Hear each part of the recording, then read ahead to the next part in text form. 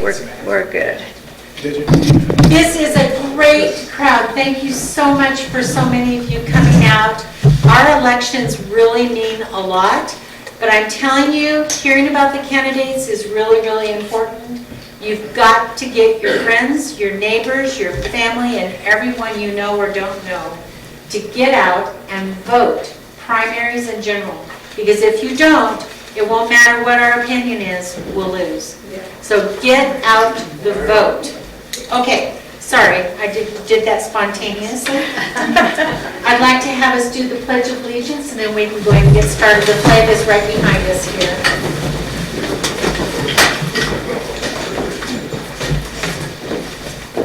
I pledge allegiance to the flag of the United States of America and to the republic for which it stands, one nation, under God, indivisible, with liberty and justice for all. Fantastic. Okay, we're going to go ahead and get started with the candidates first, but don't leave afterwards. We have some really important announcements. I'd like to introduce to you a candidate for CE4, Mr. Cody Whipple.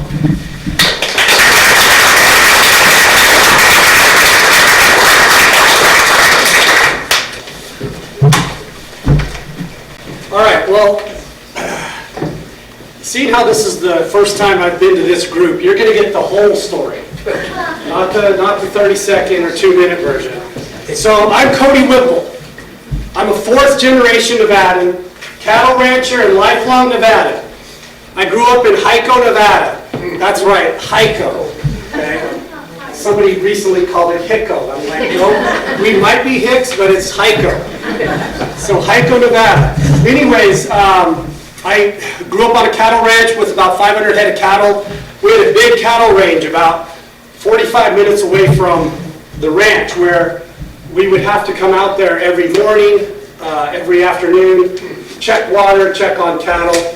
And that was a big part of that Western lifestyle of growing up in Nevada. We would head out there, and I swear, I remember being broke down more than ever the truck working. It was always like something was always broke down, but that was our rural roots of growing up. But Hico, Nevada, a big Mormon community where everybody was very conservative. So I grew up with a very conservative values, scouting, FFA. The scout is trustworthy, loyal, helpful, friendly, courteous, kind. You know, so I've been through the whole indoctrination in rural towns. So it's a great way to grow up. But early mornings of doing lots of chores and late afternoons coming home from school, playing football and basketball and baseball, using any excuse to get off the ranch is what I would do. Lots of work was there, so I used any excuse to go to town or come to Mesquite or go to Logandale and have a nice time. There was, you know, as far as dating girls, it was kind of non-existent. They were all my cousins. So 21 people graduated in my class, and they were mostly related to me. So that was tough. But, you know, my mother was a school teacher. My grandmother was a school teacher. My father there's a corporation called Superior Livestock. And Superior Livestock markets cattle all over the country. But specifically in the West, you video cattle and then you put them online and you sell them at 50,000 pounds. My father was doing that long before Superior ever did it. So he covered all of the western region, Utah, Arizona, Nevada, Idaho. And at the age of 38, he passed away. I was 3 years old. So we have a real Nevada story. You got to think back into the 50s and the 40s, 50s, 60s. But back in the 50s, they tested nuclear bombs out on the Nevada test site. And they wouldn't let that wind blow to Las Vegas. They always let that wind go to the east. Well, that happens to be where our cattle range and our ranch was. So my father, by the age of 38, died of full-blown cancer. But I got in this old Justin boot box. My mom pulled it out for me one time. And it showed all my mother's meticulous accounting. And I remember it very well. He passed away in 77. But in 1970, I was born in 74, so 76, he sold $6 million worth of cattle at 32 cents a pound. That's a lot of cattle. And so we had this bigger-than-life father that was a cattleman that passed away. Where did that leave us? Well, my mother being the really tough school teacher and just that amazing person in our life, she didn't miss a beat. She went back to teaching school, and she taught until she retired. She made sure that each one of us went to college. I just spoke to a Harvard grad back there who's from Bloomberg, so she's here to say hello to us all today. But I went to prep school in Connecticut, and from Connecticut, I made it to Virginia Tech. And my little 8-man team in Alamo, Nevada, to playing on New Year's Day bowl games at Virginia Tech against Texas, Tennessee, and Nebraska. We beat Texas. We lost to the other two, but they were both great games. It was an incredible experience. But the best part of Virginia and Virginia Tech, other than football, was I met my wife, a great, great Christian girl that changed my life forever. When I decided to propose to her, there was one little feature there. I said, honey, I want to marry you, but you got to come to Nevada. And she said, what? I said, yeah, that's where our life is going to be. So she followed me out west. I had no job. She had no job. And we got jobs in Las Vegas. Mine was communications. She's an interior designer. And we started a family. We raised 3 daughters, all beautiful daughters. They're 23, 21, and 19. They all played softball. I got the benefit to coach them all in fast pitch softball. They were all great softball players, and like Dad, had a love for athletics. And my joke is, at my house, it's a hair factory. There is hair. If one of my daughters gets in my truck, it's like I just went to the beauty salon. There's hair all over my house, all over my truck, and their hair's down to their shoulder, their behind. So we got lots of hair with 3 daughters and a wife. So after that, we built our careers. I kept building the cattle ranch, and in 2014, we decided to go meet a good friend, Crescent Hardy, in Washington, D.C. And so we traveled out there, because my wife's from Virginia, so we had lots of trips back and forth. But that one particular trip, we went to see Crescent Hardy, and it was a really important trip, because I have those grassroots here in Nevada. I've hit home runs over here into the Wash. I've done it in each town, Pahrump, Ely. I've played football games. I have roots everywhere. And then the fact that I have these really deep roots in Virginia with my fraternity brothers from Alpha Gamma Rho, and the meeting I had just recently with National Cattlemen's Beef Association, I was sitting in a room with 15 of my fraternity brothers. It's incredible to have those roots wherever you go. And so that trip with meeting with Crescent Hardy, he unfortunately got beat by the gentleman that I'm running against, or actually it was Ruben. So he beat Crescent Hardy, or he beat Stephen Hortzford, who I'm running against. He was beaten, and then when he got home, I asked him for a meeting, and I said, Crescent, I believe I could be really good at this. I'm that guy that has that rural living, that urban living, and that coast-to-coast type of life, that I believe I could be really good at being Nevada's 4th Congressional District Congressman. He said, Cody, you would be great. You just let me know when you want to do it. Because there was a guy named Sam Peters running at the time. He said, I would endorse you, but there's also this guy, Sam, wanting to run, and he's asked for my endorsement. So I thought long and hard, and I said, you know what, Crescent? I don't want to miss a single ball game with one of my daughters. So I said, I'm going to wait until my daughters graduate. My youngest daughter graduated in 2024, and I've been on this track ever since. And it's been a journey so far. So that's kind of the how I got here and why I want to run. I'm here for Nevada families. I have an incredible Nevada story about building a family, a career, and being able to accomplish all those things that Nevada brings to the table. A great lifestyle, great jobs, an amazing surrounding. The lakes that we have, the ATV trails.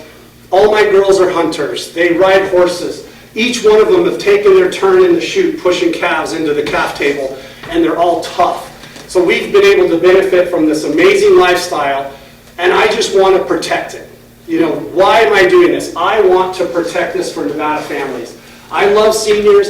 I love veterans. I know that there are different problems with seniors and veterans, and I know veterans are looking for, you know, what I've been told with veterans is that communication is poor. The programs are pretty good, but communication is tough. We need to get better at communicating to our veterans. Now, seniors, every door we knock, it's the same story. My Social Security is not going far enough. My pension isn't lasting. And you know what?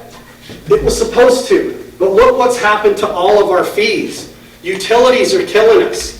Water bills. All of these things have gotten so expensive, and I just want to make sure there's a reason for that, and that we can, if we can dial that back to pre-2020, we have to do it. It's too expensive trying to pay 2-3 times for what we used to pay one time for. So that's really why I got so motivated for running. Cody Whipple's 3 E's, okay? And I'm going to be really fast. Energy, education, and the economy. Energy, we have to produce here. I know they're talking about bringing a line in from out in Utah to bring more fuel into the state. Why can't we produce it?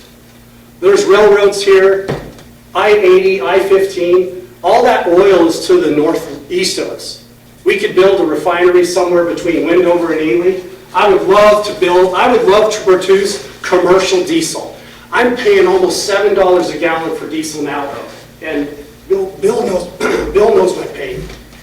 Those diesel trucks, they're taking a lot of fuel right now. But that's how work gets done, is with diesel.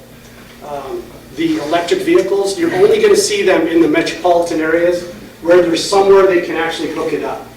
Everywhere else, we're going to be fossil fuel dependent for a long, long time, and we need to be prepared for that. So we need to be able to produce fuel right here in Nevada. The economy. I'm tired of these companies bypassing North Las Vegas, Southern Nevada, and going to Utah or Phoenix. It's time that they stop right here. We have everything they need. We have all the land, all the resources, we have amazing housing, and we need to get them to stop right here and build. Enough of Apple going to Utah and spending $2 billion. We want them to build here. Okay? Education is near and dear to my heart.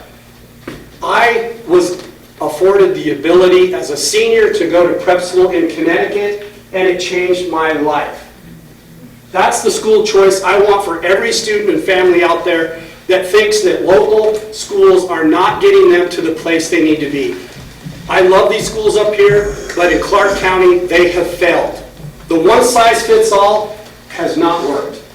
They need to go back to books and paper and teaching, and not bringing down standards so much that by the time they leave, it has done them no good.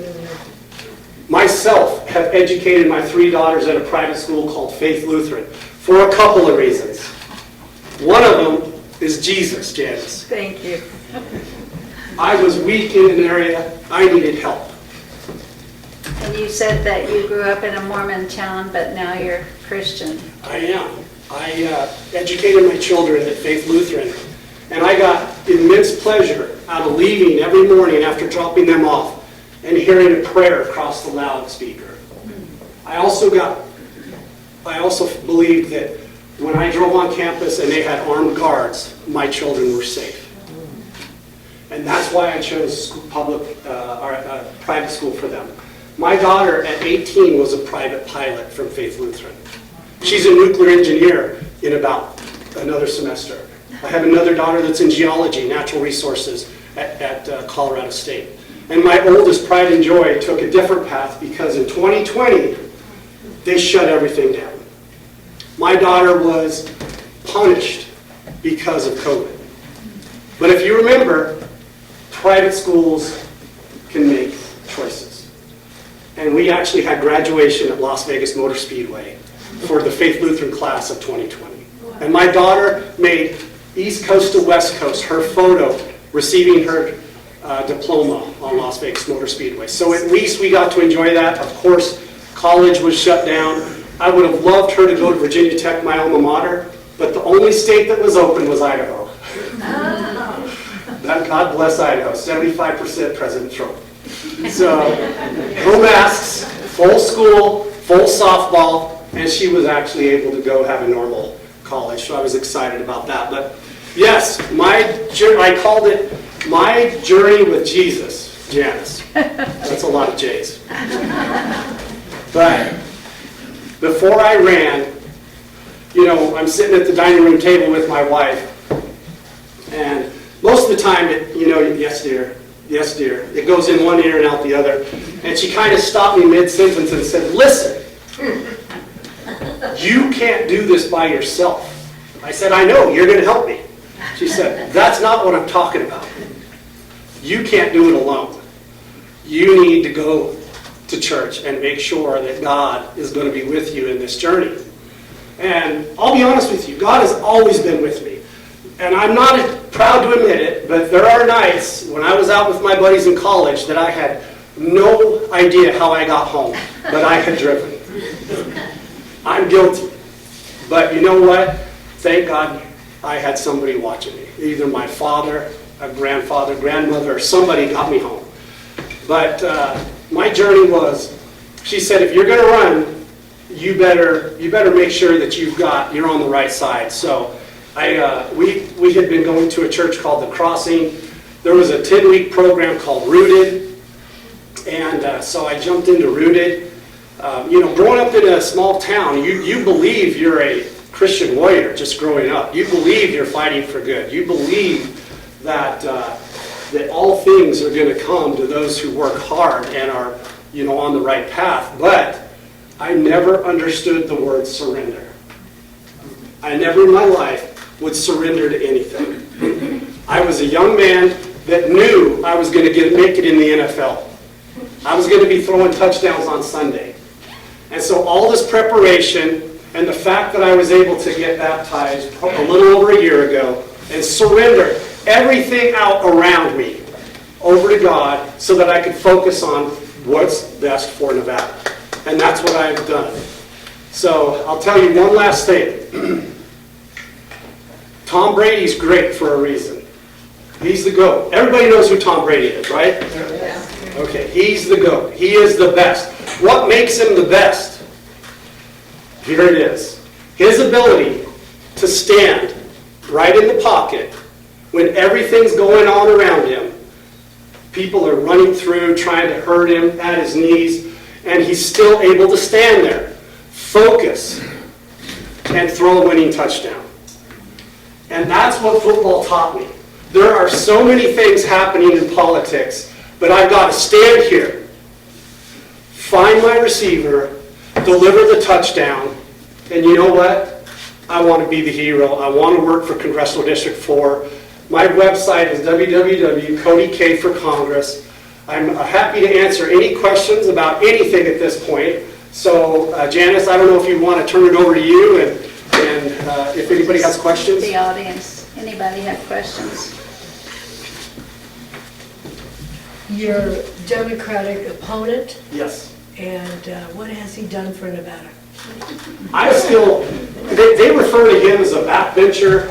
He's done just enough to continue to get elected.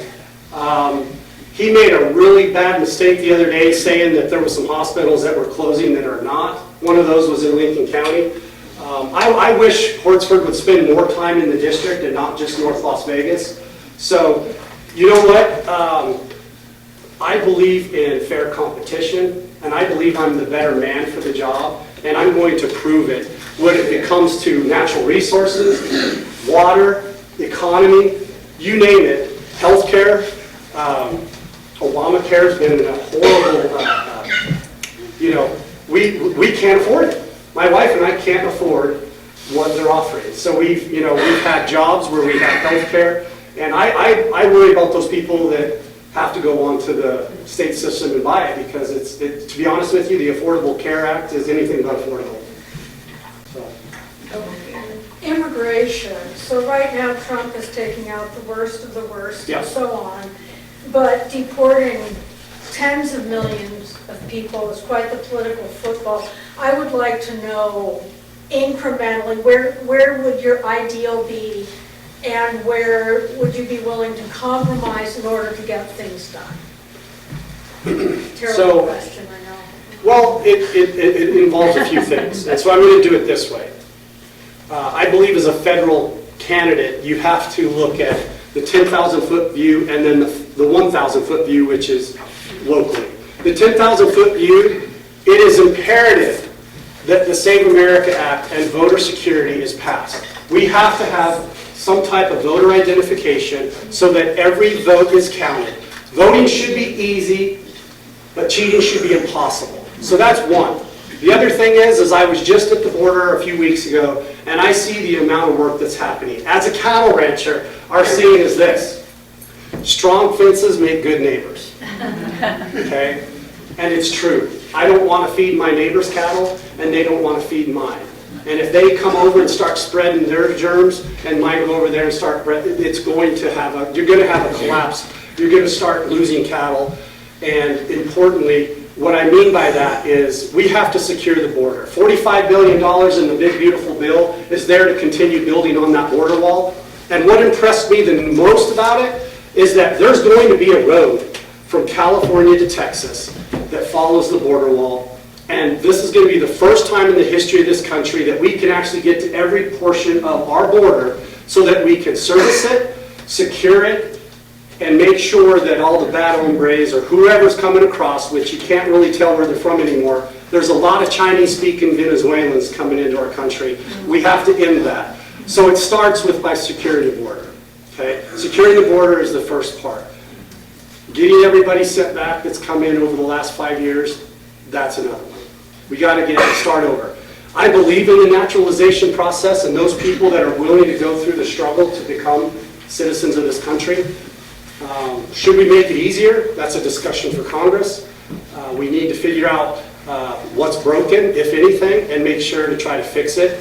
As far as how many need to go, I wouldn't be willing to sit here and tell you that. I think you have the whole work visa scenario that's been in there too, that have had families here for years and years and years. You have DACA that's involved with a lot of students that have graduated. So that is something that I look forward to working on. I want to be bold on two things. I want to be bold on immigration because there's so much work that needs to take place in this country moving forward. And Nevada has always benefited from immigrant labor on visas or whatever. We need to just make sure that first we're securing our elections so that what we vote is what's going to happen.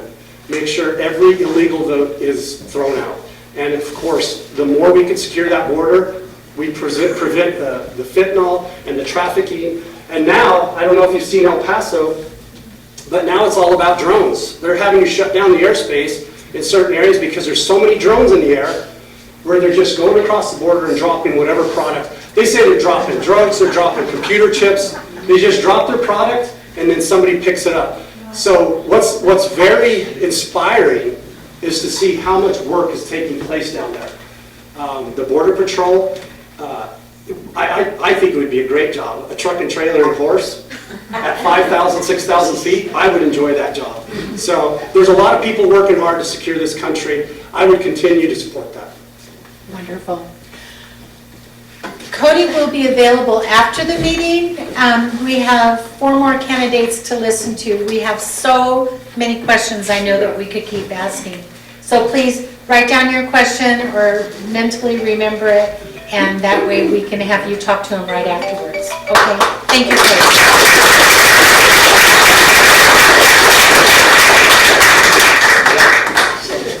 Our next candidate is the Clark County Assessor, candidate Judy Joe.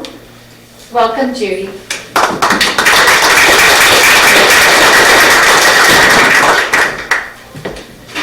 First off, I want to thank everybody for inviting me here. It's a pleasure to be here, and I'm so grateful to have this opportunity to talk to you.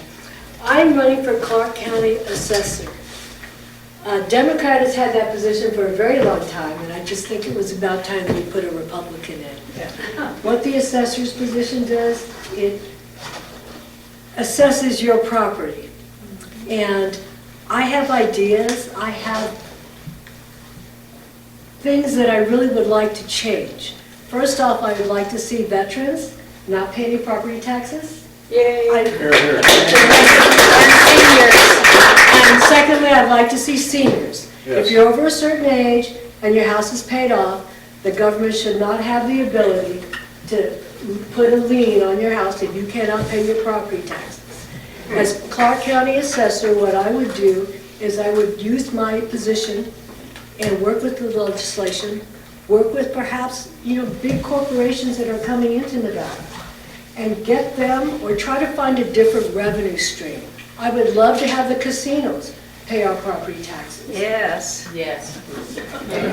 Or big tech, or whoever's coming in. I mean, they get a lot of tax breaks. It's about time the property owners get a break. I'd like to see, if we can eliminate property taxes, I'd like to do it for single-family homes, for Nevada families that live here, that own their own house, own only one house. I definitely don't want to give a tax break to foreign investors who own several houses, big corporations like BlackRock, Vanguard that own hundreds of homes here. We need to take care of our own people. I think we have a duty, I have a duty to the taxpayers who pay our salary to do the job for them. And as your Clark County Assessor, what I'd like to do is really find out where that money's going. Property taxes are going up about 3.7% every year. But what are we getting back?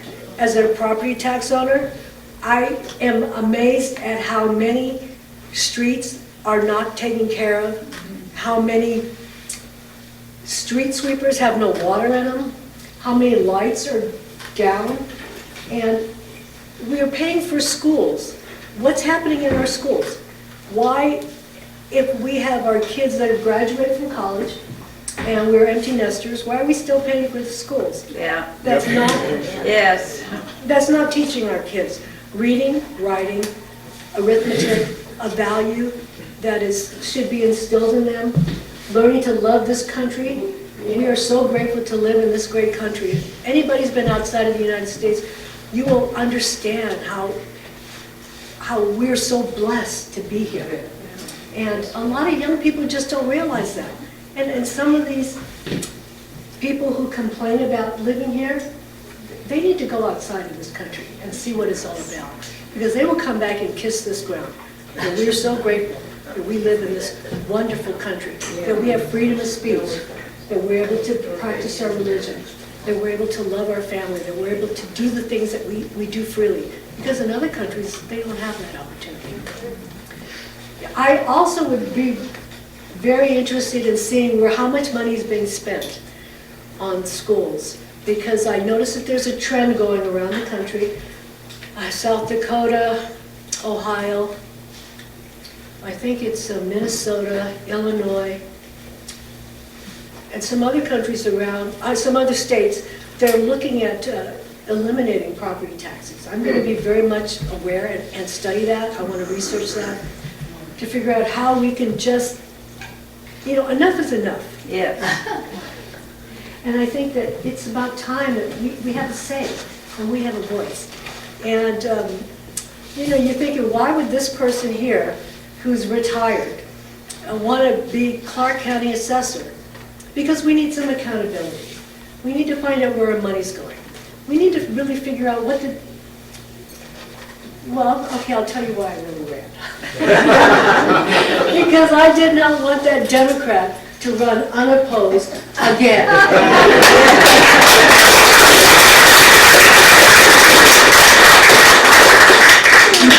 So basically, that's my first foray into public office.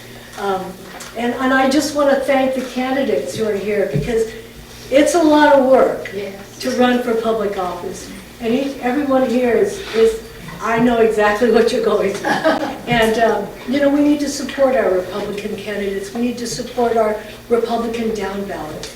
I mean, we have a chance this year to really turn it around. And Yeah. I really do believe we can flip Yeah. Nevada. Yeah. And we have to vote for our superior Republican candidates who's going to represent us, who have a stake in our state, and who care about the voters. I'm so frustrated with Democrats who just push their own agenda. It's like, hey, it's our tax dollars that are paying for your salary. They need to be accountable to us, not their own little petty parties and not their own little, their private funded events and things that they do that's outside of the realm of what their office is. So that's basically it. I'm going to ask people for, open it up to questions because I'd love to hear what you all have to say and just a little bit about my background. Yeah. I graduated from Cal Poly, so I was an ag major. I have a science degree in ag business management. I have a minor in animal science. I totally believe in the American farmers. I was active in 4-H and I did raise cattle and when I Cal Poly and I showed and I love our country. I love our background. I love the fact that farmers are really a part of our great heritage. And we need to really have some appreciation for them. I am not a big fan of big corporations. I really like to see we go back to the local family farmers and privately owned farms. I don't know how much we can do because so much of our property is owned by farmland is owned by big corporations, but we can push that shift back if we all get together and we just stand firm and really get to the, like Jana said, we need to really vote. We need to vote down ballot. We need to get our Republicans in. And we need to tell 10 people to vote Republican. We can't just keep it. We need to get as many people to get out there and vote. Because I think the statistics is that 36,000, we have 36,000 more Republicans registered than Democrats. So we can do this if we're all together and we get 10 people.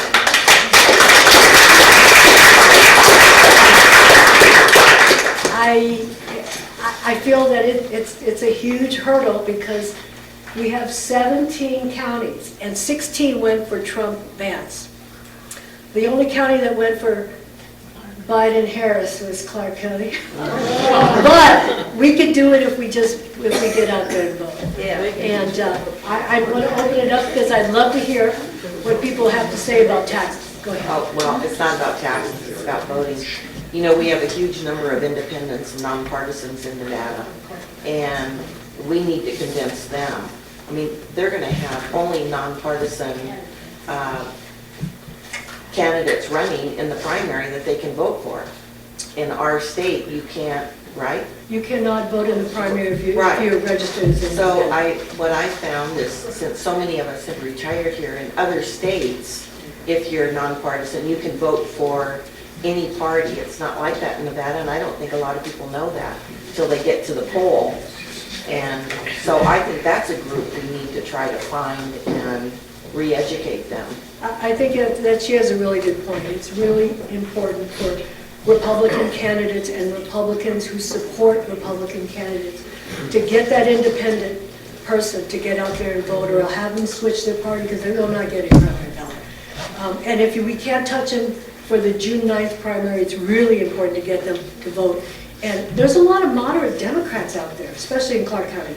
So we need to touch them also. And it takes door knocking and it takes getting out there, as these candidates know. It's a lot of work, but we love the state and we want to do the right thing by the voters. Because I truly feel we have an obligation to them. It's not about us. It's not about what we want. It's the taxpayers, what they pay for, what we pay for.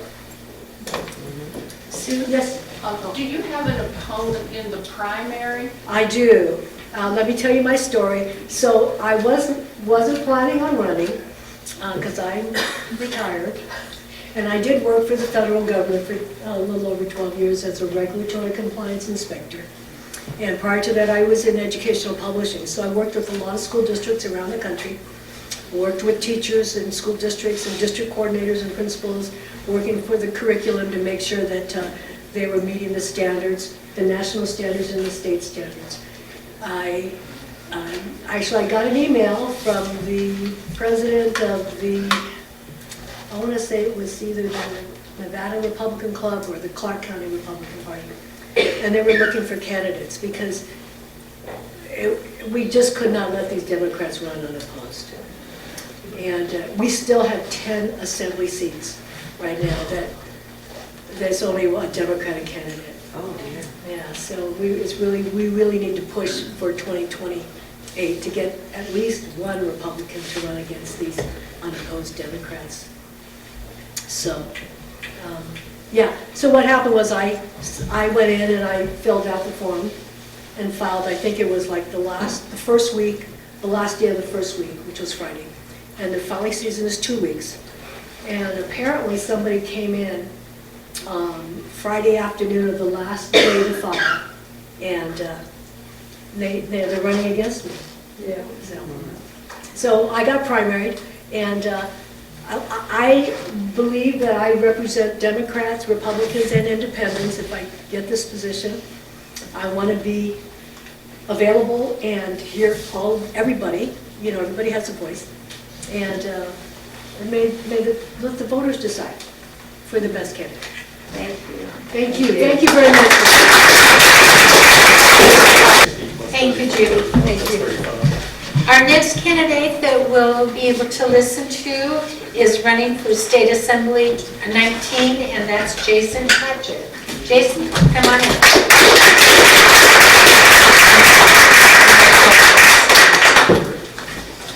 Good afternoon, everyone. It's a pleasure to be with you. Janice, thank you for the invite.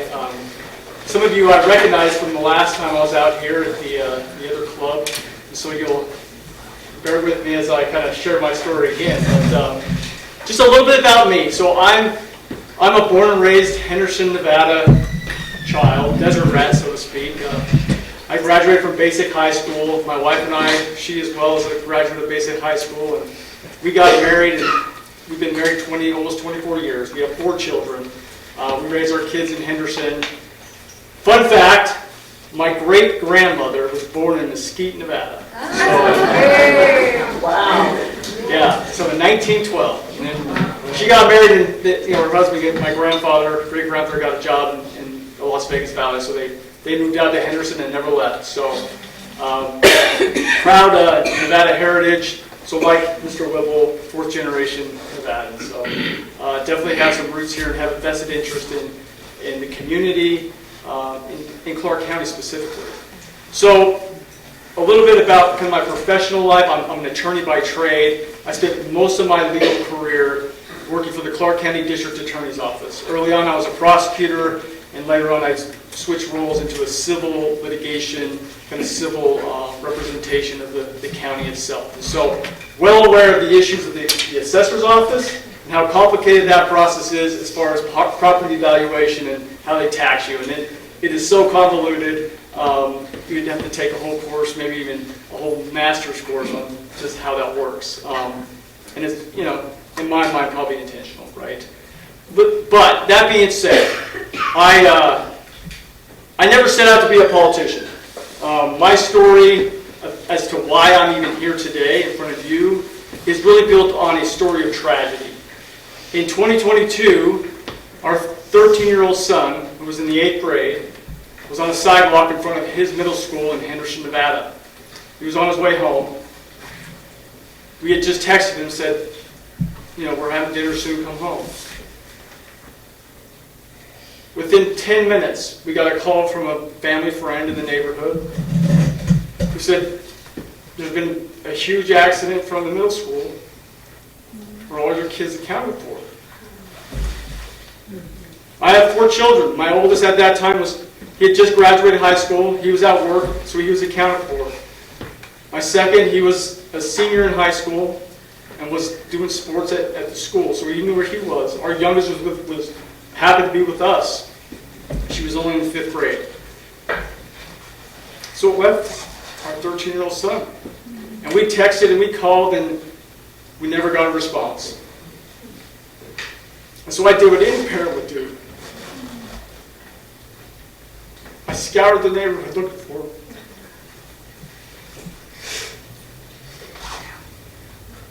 Friends, let me tell you, what's going on in Clark County specifically on the roads is a travesty.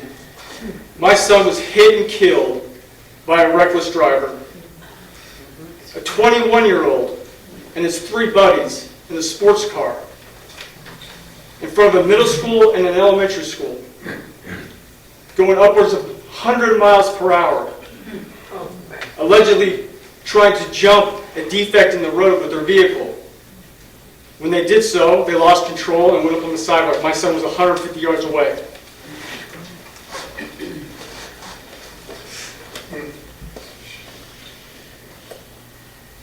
I'm an attorney. I've prosecuted criminals. But I've never been a victim of a crime. We got dragged through the criminal process. Prior to the sentencing hearing of this defendant, the DA handling the case told me, Jason, listen, the reality in Clark County in the 8th Judicial District Court, which represents this area, this defendant will likely get a slap on the wrist and walk out of the courtroom with you. The penalty structure at the time, 1 to 6 years, all probationable. The judge can effectively waive the sentence. And she told me that's likely what will happen. So we did what anyone would do. We came and we did our best at the sentencing hearing to advocate for our son and the pain his loss caused not only our family but our whole community, his friends. When that process concluded, this was late 2022. My son was killed in March of 2022. I reached out to my state representatives because I felt at that time the penalty structure for reckless driving involving death with egregious facts was subpar and not a true sense of justice was being accounted for. And so I reached out to Assemblyman Toby Garrett and our State Senator Jeff Stone. I did not know these gentlemen before. And on a whim I said, listen, I'm a grieving father, but I've got to do something to protect the community because this is happening on the daily in Clark County. And if you watch the news recently, I think yesterday, 2 young men were struck and killed while on a sidewalk by a reckless driver. I met with Jeff Stone, Senator Jeff Stone. This was on the eve of the legislative session in 2023, and I asked him, do you have a bill? I need a bill. I need to change the law. I need to strengthen the penalties for reckless driving. Not to change the facts in my son's case, right? But to protect those that would be unfortunately in my situation, those parents, those family members, those individuals that would be struck and killed, provide justice for them. He had one bill left. And it didn't take long to convince him to champion that bill through the state legislature. But he said, Jason, this is going to be a monumental task. If you don't know, this is true today. The state assembly, the Nevada legislature is highly democratic. They have the majority of the seats. In fact, in the state assembly today, we're 1 seat away from a super majority. 1 seat.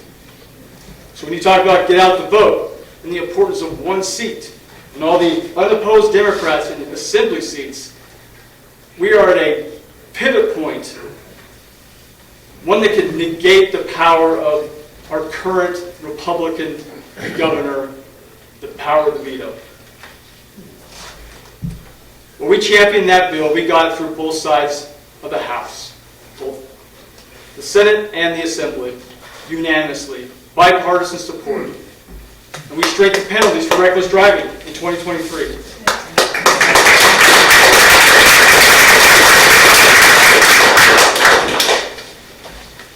And then I went back to my life. There was missing one of my kids.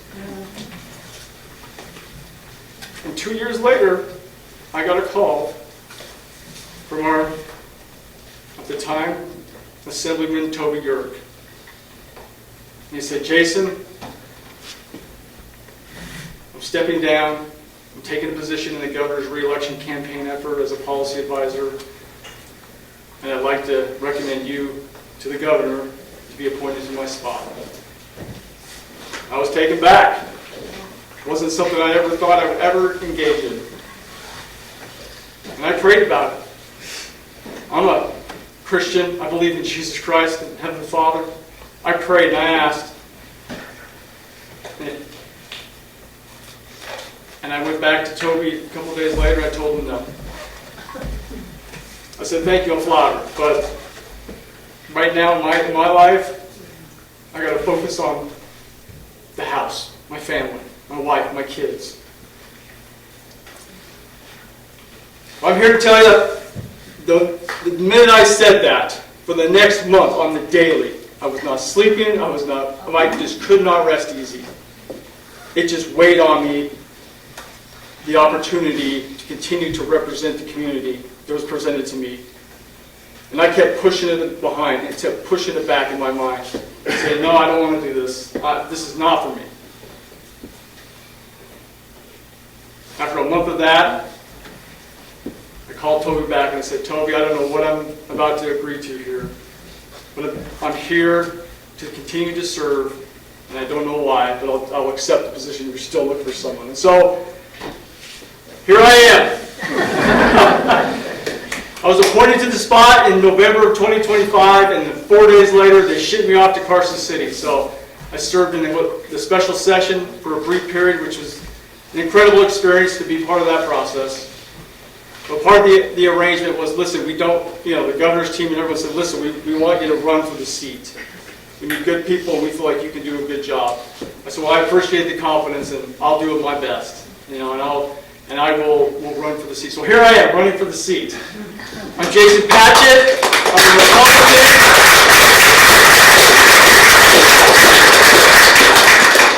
And at the end of the day, this is about giving back. There's a, I don't even want to call it a badge on the front of this pulpit. It talks about our veterans and the importance of remembering their sacrifice. One of the things that's really hard for those that have experienced loss is that your loved one will be forgotten.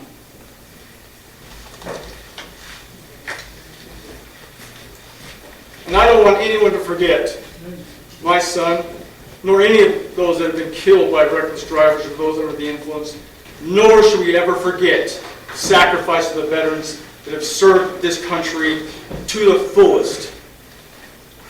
And this is about continuing that legacy that they implanted within our country, the fabric of who we are as a community, as a people, and as Nevadans. Giving back is what it's solely about. Public safety is a huge platform issue for me, along with the economic situation we're faced with.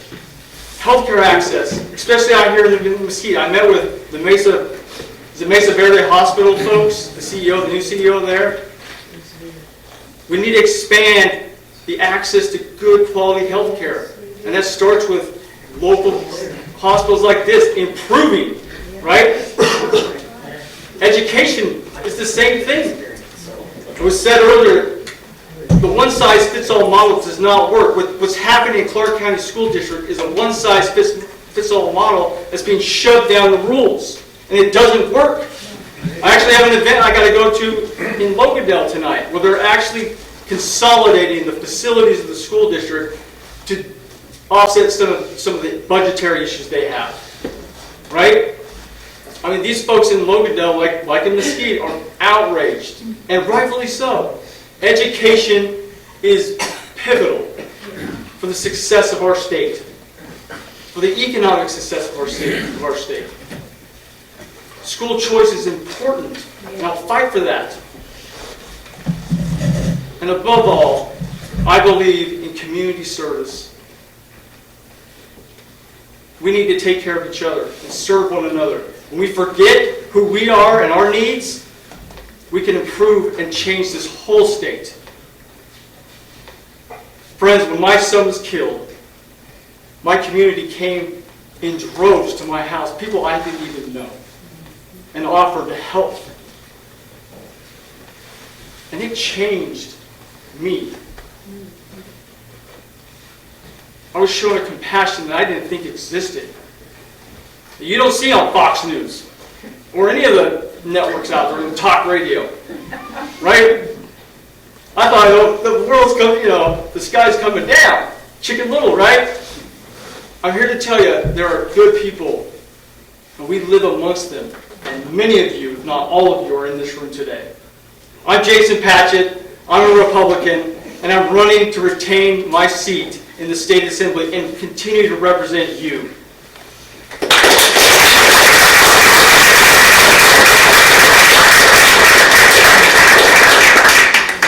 So Jason will still be here after the meeting. He will welcome answering any of your questions, but our time is up, so we have to go on to the next candidate. Okay, thank you.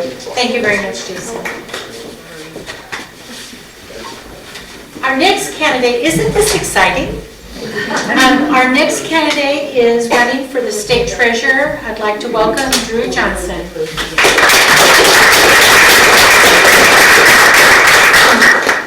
So I've been on the campaign trail a bit with Jason, and I knew his story, and I was shooting Sue these telepathic messages not to go after him. Don't make me go after him. But I'll add a little levity, maybe. So my name is Drew Johnson. I'm running for state treasurer, and my wife, who's back there, her name is Sarah.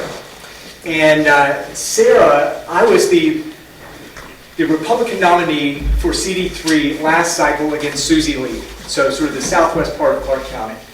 I was the closest Republican in America to defeating an incumbent Democrat in the Democrat district. I had President Trump's support and his endorsement, and most of you have this by now, I would imagine, my little pamphlet, my little palm card. And I knew that President Trump was going to endorse me, and it was supposed to happen, and it didn't happen, and we're a week late, we're 2 weeks late. So finally, I'm at an event with him, and I've gotten to spend some time with him, but it was the first time that he'd met Sarah. My endorsement had just come through, and when I went up to introduce him to Sarah, he said, "Drew, I'm so sorry that endorsement took so long. If I'd known your wife was so cute, I would have gotten it to you faster." So that is, as you can imagine, that did not surprise me to hear, both because my wife is beautiful and because Trump is Trump. So, but while we're talking about my wife was the director of small business advocacy for Lieutenant Governor Stavros Anthony, who I know you've all heard from and love and are going to support. She came up with an idea to start a task force to protect women's sports in Nevada. Now, that task force ended up ultimately making it so that there was a policy that passed so that men cannot compete in women's sports in high school in Nevada. And that was because of Sarah, and it was because of Stavros Anthony.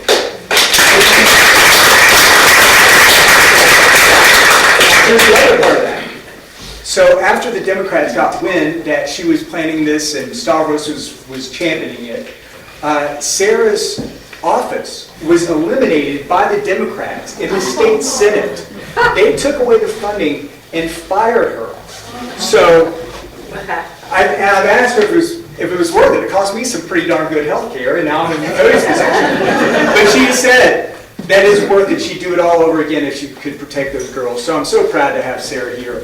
My wife's just been amazing to protect women and girls in Nevada. So, state treasurer, not the sexiest job up here, but the reason why I'm running for state treasurer is because I believe that what the treasurer's office does, if done right, can make your life a little easier, a little better. The other reason that I'm running is because I don't think that there's a better government watchdog in the state of Nevada. So, I grew up in rural East Tennessee. If you've heard Dolly Parton's story, I'm from about 20 minutes from where she's from. We say where I'm from, there are two perfect people who've been born in the world, Jesus and Dolly. I grew up in a trailer with a mom who worked 2 jobs, and she was very much a 10% goes to Jesus and 10% goes back for a tough time or a rainy day. And that sort of background in really financial policy, financial awareness, and also seeing how the government let my neighborhood down, my little holler in rural East Tennessee, where they said, oh, things are going to get better, we're going to have all these jobs, we're going to have better roads. None of it ever happened.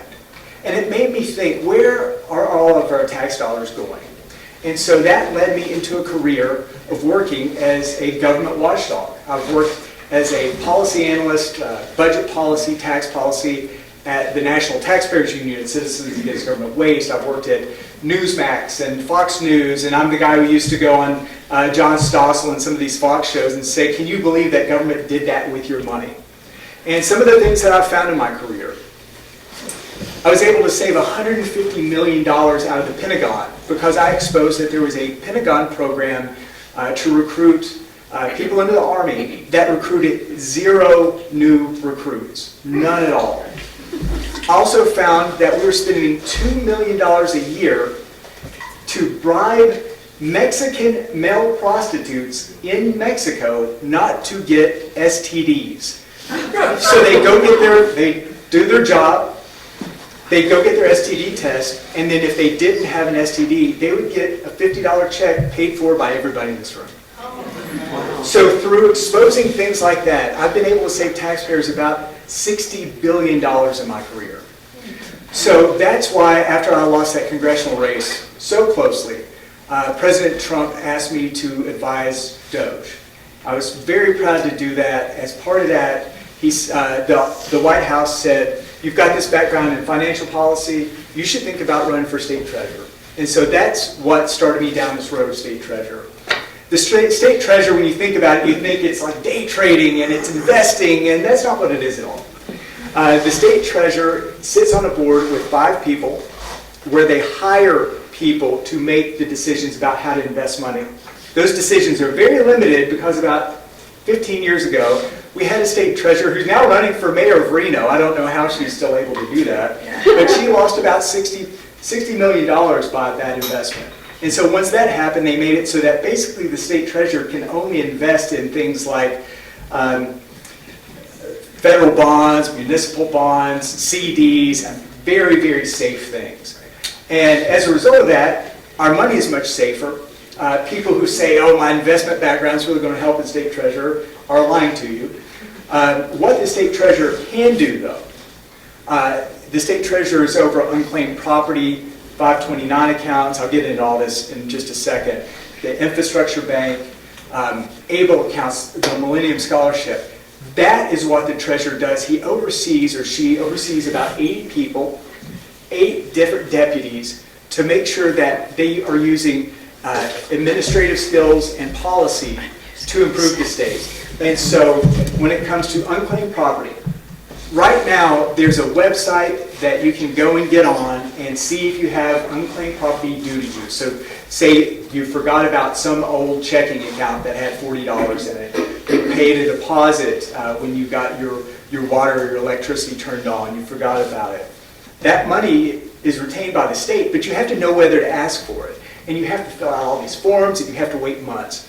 It's completely ridiculous that we're living in this sort of 1980s version of unclaimed property. There are some states that have adopted policies that I'm going to bring into Nevada that if you're owed less than $300, you get that money back automatically the next month. So that's one way that I'm going to make your life a little bit easier. Who's familiar with the Millennium Scholarship? So the Millennium Scholarship, when it started, was a way that really bright kids in state could go to a Nevada school, a 2-year or 4-year school, and hopefully we could retain more of our best and brightest. We have a problem doing that. We've got a lot of brain drain here in Nevada. So the problem is twofold. One is, at the time it was created, it was a $10,000 scholarship, and that covered everything you'd ever need to go to school. Now, it doesn't cover much. But that $10,000 does allow a lot of kids to stay here and stay. It's completely bankrupt because that program was built on tobacco settlement money from the late 90s, early 2000s, that money's dried up. And so nobody knows how to save it. I have a proposal, it's going to be my very first bill, to take unclaimed property money that isn't reclaimed and turn that into a fund, into a trust that the interest pays for the Millennium Scholarship so that we can retain our great young minds here in Nevada and make sure that they stay here in Nevada. 529 accounts and ABLE accounts. 529s allow you to put into your grandkid, into your kid, into somebody you care about, into their educational savings. This is important because it can go to a kid to go to an Ivy League school, but it can also be used for private school. Here in Nevada, K through 12. So if you're, if you want to get your kid out of a failing public school and have the opportunity that Cody was able to have with his kids, you can do that yourself. ABLE accounts enable people who have family members, loved ones with disabilities to make sure that they're taken care of in a tax-free way that you can pay into every month. So that's something I'm really passionate about because I don't think a lot of people in Nevada know that that's available. So if you have a special needs kid who might outlive you, that's a way that you can make sure they're taken care of in the future. So those are just a few things that the State Treasurer's Office does and could do a lot better. And one other thing that I'm very passionate about. So I mentioned that I grew up in rural East Tennessee. I grew up in a terrible school district. And I got a great education, and the reason is because my mom is a liar. She lied to the government and said that I lived at my grandmother's house. And my grandmother lived about 5 miles away in a city school district that was much better. And so I was able to get a great education.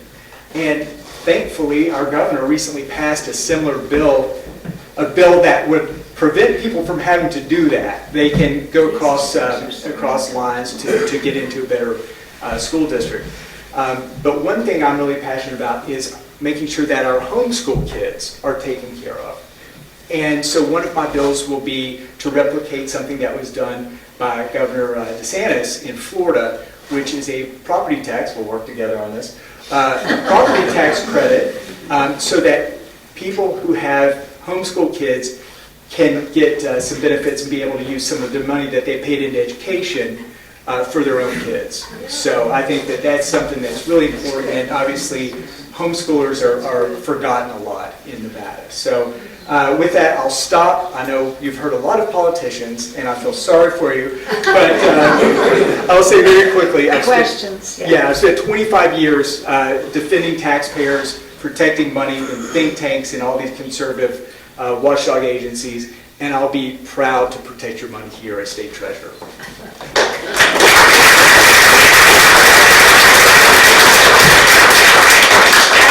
I know some people had some questions. Does anybody have a question they'd like to ask? Well, you invest the tax dollars that state collects, is that what I understand? Thank you for letting me clarify. So the way it works is we've got a state controller, Andy Matthews, a great Republican, who actually worked as the president of Nevada Policy. I started Tennessee's version of Nevada Policy, so we've worked together since we were 25 years old. And he's the one responsible for spending money. The treasurer is responsible for taking it in and basically briefly investing it until he needs it. And so when you're the state treasurer, you're not investing in long-term, you're not looking at 10-year, 20-year investments. You're looking at things that are more liquid, that are, I think the easiest way to think about it is think of a CD, a 6-month, a 12-month, an 18-month sort of investment where you can get it out quickly, make it liquid, and then pass it on so that the state's able to meet its obligations. How do you measure the risk then? So the way the state law is written now is you almost aren't allowed to invest in anything with any real risk. So you're in a business where you know what the return is going to be. Things like federal bonds, corporate bonds, but only the very highest rated corporations. So like an Apple or a Coke or things like that. So you're not day trading. We've got people on both sides of the aisle who think this job is day trading, and it's not that at all. It's much more policy focused and less investing. And you said there's a board though, right? So there are 2 different boards, but the main one is there's an investment board with 5 people. It's the treasurer, the controller who I just mentioned, the governor, and 2 investors who are appointed by Governor Lombardo. And so those people sort of take the lead on that, but the board ultimately determines the people who you're going to use as the investors for the state. So the board basically is hiring people rather than making the decision. And then there's a board for the 529 and the ABLE accounts that I mentioned, those tax-free savings accounts that people can opt into. In that situation, the treasurer holds the gavel. He doesn't even get a vote. Yes, ma'am. I want to thank your wife for fighting for women. Yeah, did you meet Elon and Big Balls? Sadly, I did not. So to let you know, what I did mostly, I've got a big history in exposing waste in the UN and the WHO, and so they brought me in for that. I've actually been detained in 3 different countries, exposing things that were going on in the UN. I exposed a sexual harassment cover-up, and I exposed an effort by the WHO to impose an international tax that would start this global government. So when I expose that sort of stuff, they don't tend to like it. I tend to be thrown into some little room for a few hours or drug out of a meeting. There's a kind of a famous picture of me getting dragged out of a meeting in India. It took 6 people to drag me out of a meeting in India. I also was dragged out of a meeting in Russia, and it only took 1 Russian guy. Any more questions? One more back there. Last questions, and then we're out of time. So, I'm only in Nevada for the last 4.5 years, but you mentioned a prior treasurer who had basically been So what happened? she was responsible for that big loss to the state. Yeah, this So was. if we have a big, what is it, like $12 billion? Yeah, $12, $13 billion. So, Who takes the responsibility for that if you're not the one? so that does? the woman who lost the money, her name's Kate Marshall. She became lieutenant governor. She quit. Now she's running for mayor of Reno. During those times, you could invest in things that are not you're not legally allowed to invest in now. So the sort of risks that she was taking weren't that abnormal for a treasurer at the time. It just so happened that she was the treasurer in 2008. So anything terribly risky involving REITs and real estate and things like that turned out very poorly. So ultimately, the buck stops with me as far as investing. But because of the guardrails that the legislature's put into place, you're not able to make very aggressive decisions when it comes to investing. But if that's already delegated, it sounds like, to a committee,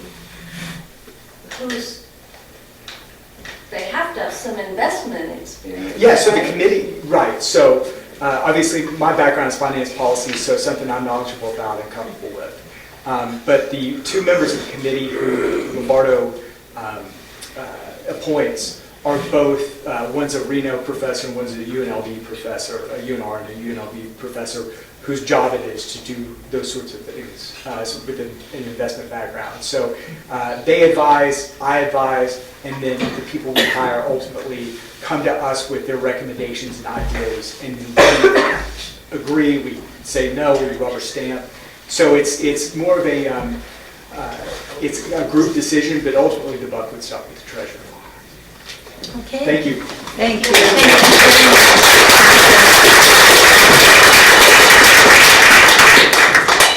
One last one, and then we're done. I forgot to tell everybody to silence their phones. You said it. Last but certainly not least, for City Council, we have Dominic Oliveto. Boy, one of these days you're going to get that. It's Dominic Oliveto, I apologize. She has a hard time with my name. Everybody does. Sorry. Not all my Italian relatives do. I mean, you can't be any more Italian than Dominic Biagio Oliveto, right? Now, most of you in your families probably have a black sheep. In my family, I'm the white sheep. My sisters, my cousins, my mom and dad, my grandparents, they're all dark Italians, except for my great-grandfather, who was red hair, blue eyes, straight from San Giovanni, Italy. So apparently, somewhere way back then, they were fooling around with somebody in Germany. I don't know. Anyway, you're in for a big disappointment after listening to this crowd here. Well, I wish you would have put me with somebody else not quite so good. I don't have the background to all these people. I grew up in a little town called Price, Utah. The time I grew up, Price, Utah was the only place in Utah where you could buy liquor over the bar, compete with Vegas at the roulette table, slot machines, the whole 9 yards. We were the part of the state they wanted to get rid of. I had to clean that up for the ladies. When I grew up in a family business. My dad owned a cafe. The house was behind the cafe. He also owned an ice cream plant and half of the theaters in town. So at 10 years old, I got to learn how to wash dishes standing on a milk crate in the cafe. Now you're not feeling sorry for me yet, but you're going to in a minute. Senior in high school, I made so much money working for my dad. My best friend brought my girlfriend from Halper, Utah, 6 miles away, to Price so I could take her out. Now she could have a hamburger and a Coke. I didn't get to eat. I didn't have enough money. But at 10:30 on Saturday night, I got to go to the Milky Way, which anybody from Carbon County knows where that's at. And my dad would sit at the end of the counter and he'd talk to my date while I mopped the floor. When I got done, she had to be home because her parents would kill me if I got her home after 11:30, so it was a rough childhood. Sunday morning, I had to wax. Come on, have some sympathy. Sunday morning, I had to wax the floor because after church, I had to buff it and open the shop. Now I'm crying. Yeah, it was terrible. But I turned out to be very, very lucky. When I was going to high school there at Carbon High, they had the opportunity to go to classes at CEU, junior college, which was nice. I got this real incredible degree in auto diesel technology, which did me zero good in my career. And they sent me up to the University of Utah. Now here's a kid from small town Utah headed up to the big city. I don't know where one classroom was, but I can tell you where every cake party was and where every good-looking woman lived in the city of Salt Lake. Now where this story's going is, I have something that probably none of you veterans in here have. They sent a letter to my father telling him, "You're wasting your money paying that kid's tuition." My father was a very, very hard man when it comes to things like that. He also, his best friend from growing up was Luke Pappas, president of the draft board. On Sunday afternoon, while we were getting ready to go down to Grandpa's for dinner, Luke shows up at the house and he walks up to me and he says, "Here's your draft notice." Now, any other veteran in here get a hand-delivered draft notice? Only from the mailman. Oh. And my dad was so nice, right before they shipped me to Vietnam for my first tour, he said, "I took a $10,000 life policy out on you." What a dad. Now, his reasoning was, at that time, for 19 years, I'd never done a darn thing that he told me to do, so he figured I'd come home alive so he wouldn't get the money. He did sign it over to me when I got out. After 2 tours in Vietnam, because I did not like being a soldier, there's too much control, and by taking the second tour, I got out a whole, just a hair under 90 days early, which was really nice. I come back and I look around and all my buddies who graduated from college can't find a job. Well, a buddy of mine who had went in the coal mine calls me up and he says, "You need to go up to Deer Creek Mine and apply for a job." He says, I go, "What do they pay?" And he told me, "Well, that's 5 times what I could make anywhere else in town." When I went up there, it was a really tough interview. I walked in to sit down, and the gentleman across from me, his name was Bill Orlandi. He was the HR guy interview, and he says, "Are you Italian?" And I said, "Yes." He says, "I'm giving you a job. If you don't do well, you might not come out of the mine one of these days." So I got hired. About 4 months after that, Peabody Coal come up with this program where they said they need electricians. They need electrical people in the worst way. What they would do for us was you'd work one week you'd work your regular shift, the next week you'd go to school, and they'd pay you 40 hours plus pay for your schooling. And I didn't really like working anyway, so I thought school sounds good, raised my hand. At the end of that, there were 30 of us in that program. They took 4 people and sent us on to further education in electrical. This is something I'm extremely proud of. I am probably the only person that ever held a position for Utah Power and Light as an engineer without a degree. I'm also the only person that ever worked as an electrical engineer for Joy Mining Machinery without an electrical degree. I also hold the record for being the only person to take large projects and come in under budget. Now, any of you people here that know Canadians probably know they all hate me because they don't work as hard as Americans. They have to be on break, and I was hard on them. Okay, that's enough about my background. And boy, you bring it, you know, you about made me cry. I lost a son a long time ago. That was, I did cry. yeah, well, Dominic, I have a question. Why did you decide to run for city council? well, because I'm usually Did at somebody city, ask you to yes, run? several people, but I'm always at city council because I like to try to keep them straight.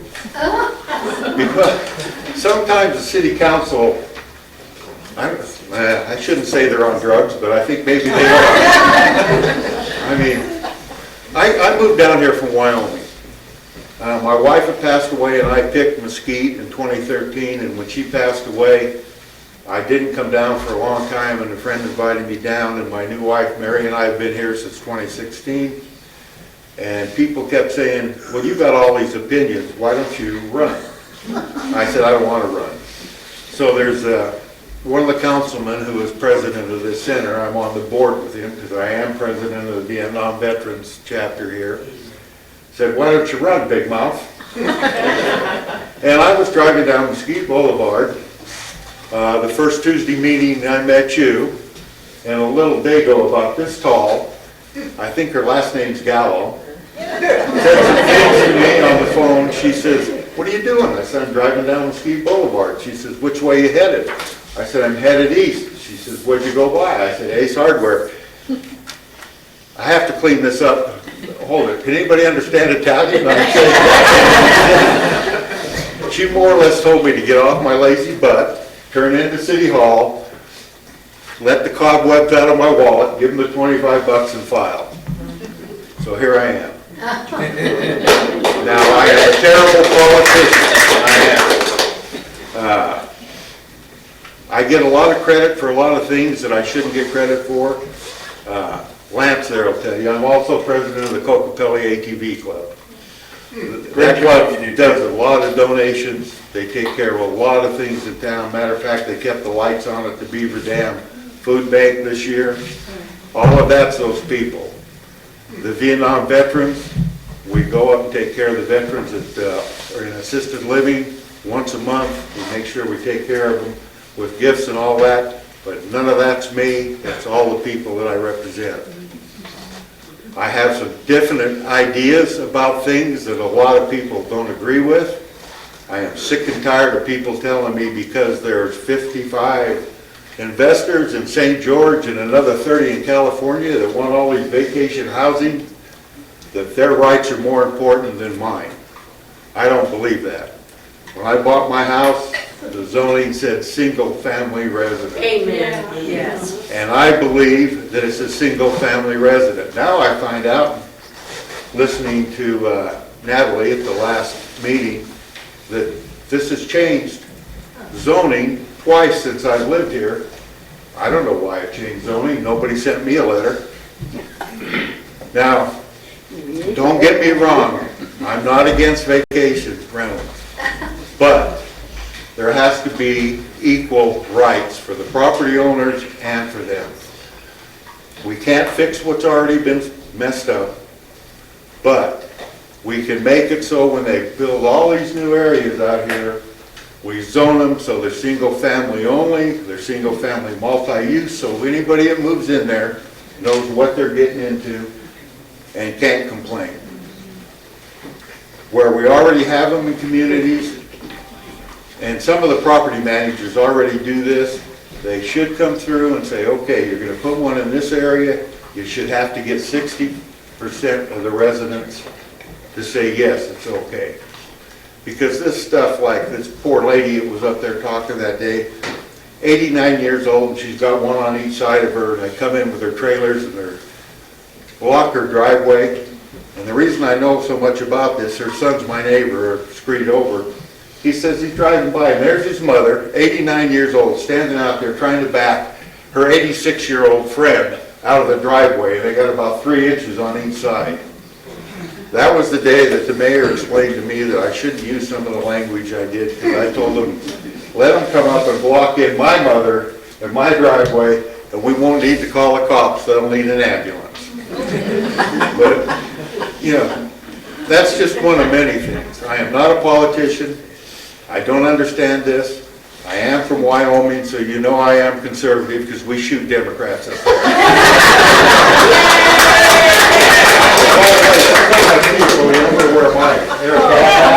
It's better than yours. If you have a question, I'm going to tell you what I feel. I hope I don't offend you, but I'm not smart enough to lie. Young lady? I have been disappointed with the city council.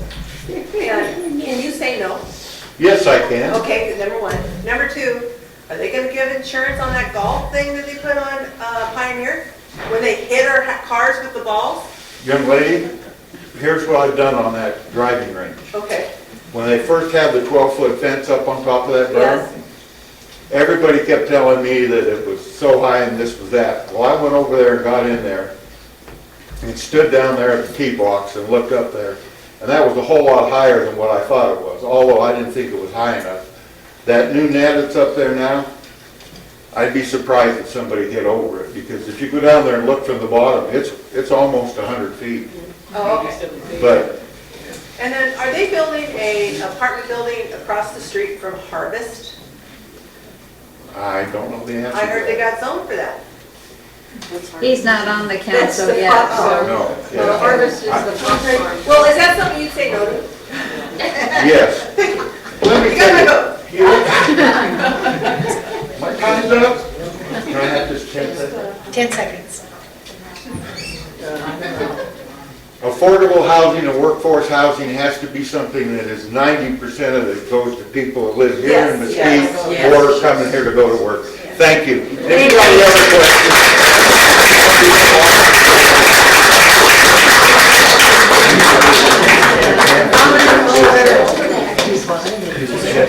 So we had some really excellent opportunity to hear about our different candidates that were scheduled to speak. Janice, I hope this is okay.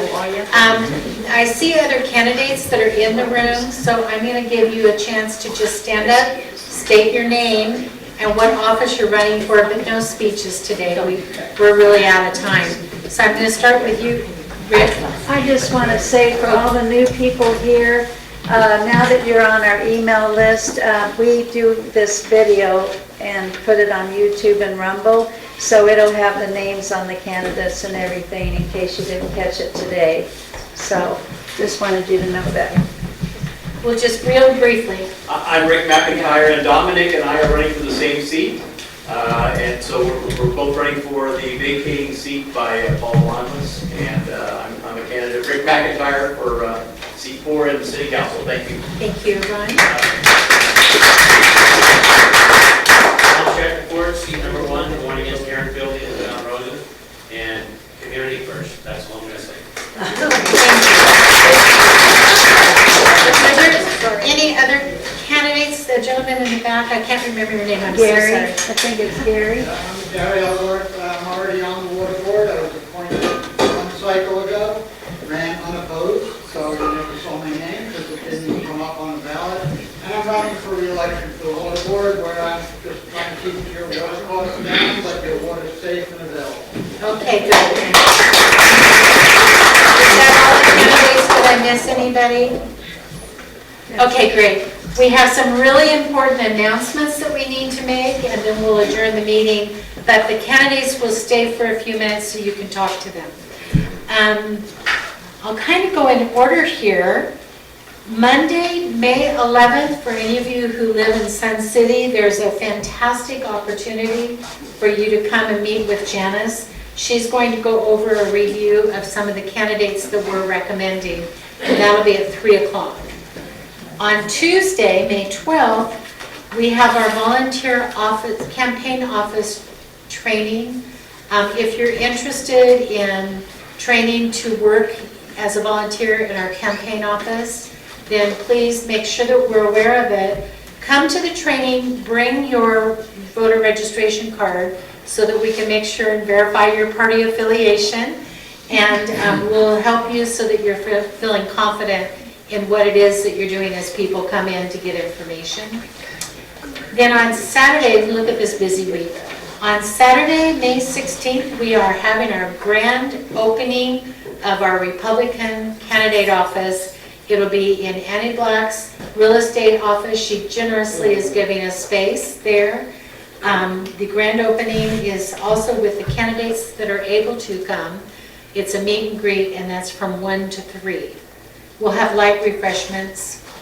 And then on Monday, May 18th, we've joined the Chamber of Commerce. So in order to get the word out to people who may not normally come to something like the meet and greet, we're doing a ribbon cutting. So if you guys want to come kind of support us in that, that would be really, really great. That's at 2 p.m. at the campaign office. Our June meeting will be on June 2nd. And candidates, that's not really open to you this time. At that meeting, we're going to go over our recommendations. We'll have opportunity to explain why we're recommending, et cetera, et cetera. So please, that's a really important meeting to come to. If you can't come to that meeting, or if you're going to do early voting and you want some help with that, give Janice a call or send her an email. She'll be glad to communicate with you. We've got to get good Republicans in these seats. No We rhinos. have to. No rhinos. And then another one that I want to throw out there is the Clark County Republican Party. We're privileged that we get to have a Zoom meeting so that you don't have to drive to Vegas. That is on May 19th. We meet at the Mesquite Worship Center on Pioneer Boulevard. They generously let us use their sanctuary for that. So that's at 5:30. If you're interested in coming, please check in by 5:15, between 5 and 5:15, so that we can be seated and ready for the meeting to start. So with that, I thank you so much. Janice thanks you. We're really, really excited to try to get Republicans elected in this very, very important primary and then general election. So thank you. God bless. I did forget one more thing. I have the petition here. This is the governor's petition to put it in our state constitution to protect women's sports. No Okay, boys they in keep sports. men out of women's sports. This is the petition that would put it on the ballot. We need signatures. So if you haven't signed it, you can sign it this evening. Yes, thank you, Sue. And we'll have those in the campaign office too. Thank you. Thank you, everyone, for coming.